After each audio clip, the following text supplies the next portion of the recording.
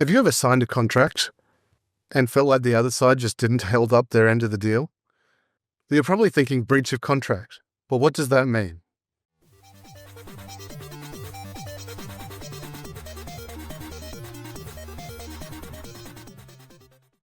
LawBlender here, your friendly neighborhood lawyer blending law and tech until it makes sense. Welcome to the LawBlender series, Legal Terms Explained, Contract and Civil Law Edition. Today, we're diving into one of the most common legal headaches out there, breach of contract. So what exactly is a breach of contract? Well, in simple terms, it's when one party to a legally binding agreement or a contract, as we've discussed in another video, fails to fulfill their obligation. Imagine it like this. You agree to sell your car and the buyer agrees to pay the agreed price. That's a contract. If either party doesn't do that, you have a breach. So why is understanding this critical? Well, contracts are the backbone of pretty much everything we do, from buying a coffee to getting paid at work to running a massive corporation. Knowing what a breach is and what you can do about it helps protect you, your business, and your family. It's about ensuring that promises made have legal weight and aren't just wishful thinking. In the United States, breach of contract is primarily governed by state law, not federal. This means it can vary somewhat from state to state, but there are some core principles that generally apply across the board. Typically, a plaintiff needs to prove four things: that a valid contract existed, the plaintiff performed their end of the deal or was ready to do so. 3, the defendant failed to perform their side of the deal. And 4, the plaintiff suffered damages as a result of the breach. Some describe it like a four-legged stool. If one leg is missing, the case falls apart. It's important to note that for contracts involving the sale of goods, the Uniform Commercial Code, or UCC, comes into play. The UCC is a set of laws adopted in some form by all of the 50 states, providing a more standardized approach to commercial transactions. Breach of contract cases can range from simple disputes in small claims court over a faulty product to complex commercial litigation worth millions. The remedy can involve monetary damages to compensate the injured party and sometimes specific performance, or where the court orders the party in breach to actually fulfill their side of the bargain, could be one of the remedies. For example, in New York, a classic breach of contract case might involve an agreement for services, like a contractor not finishing a job. The homeowner could sue for the cost of completing the work or for the difference in value between what was promised and what was delivered. Just like in the United States, Australia deals with breach of contract mostly at the state and territory level, using a mix of common law and legislation. However, there is overarching legislation to protect consumers called the Australian Consumer Law. The basics are pretty similar. There has to be a contract, a breach, and damages as a result. In Australia, we also see the concept of repudiation, which means that there is one party showing by their conduct that they don't intend to uphold the contract, which then allows the other party to end the contract. That's a bit of a specialized term we'll get into more in another video. Remedies can include monetary damages to place the party in the same position as if the breach had not occurred, and sometimes specific performance.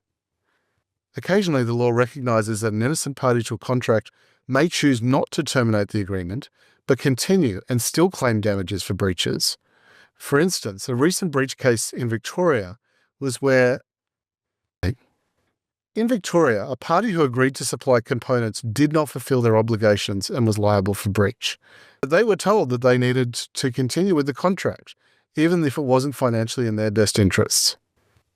Another key part of Australian contract law is frustration, where the contract can become impossible to carry out due to unforeseen events.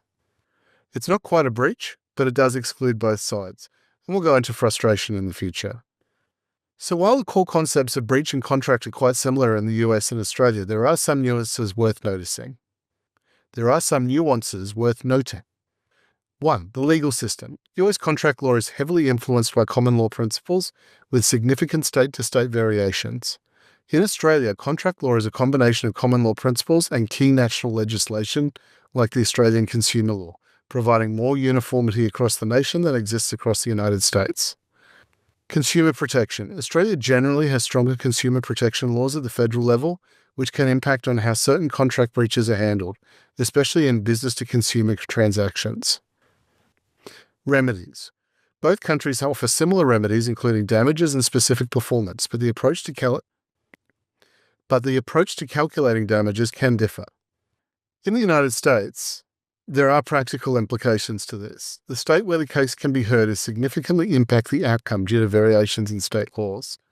In Australia, the more uniform national approach can make it easier to predict outcomes across different states and territories. For international contracts, it's critical to specify the governing law and jurisdiction, as this choice can have a significant practical implication in case there is a breach. Understanding these differences is particularly important for businesses operating in both countries or individuals entering into cross-border agreements. Now it's your turn. Have you ever personally experienced a breach of contract? What happened? How did you resolve it? Share your stories in the comments below. Remember, it helps to know we're not alone when dealing with these things. Let's make this a safe space for these stories and share how you navigated it. Okay, in summary, let's boil it down to the key takeaways about breach of contract.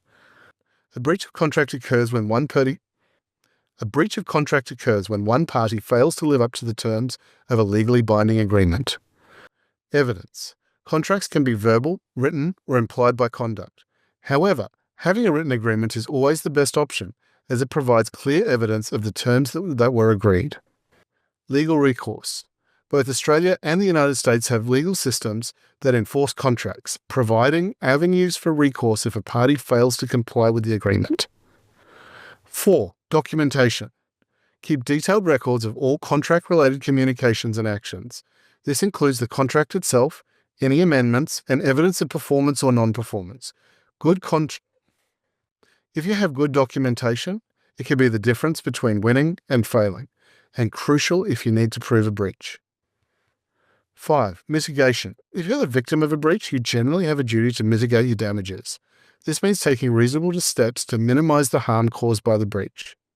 We'll go into that in a later video. And finally, seek professional advice. If you're dealing with a complex contract or unsure about your rights, or believe a breach has existed that you need to act upon, always seek professional legal advice.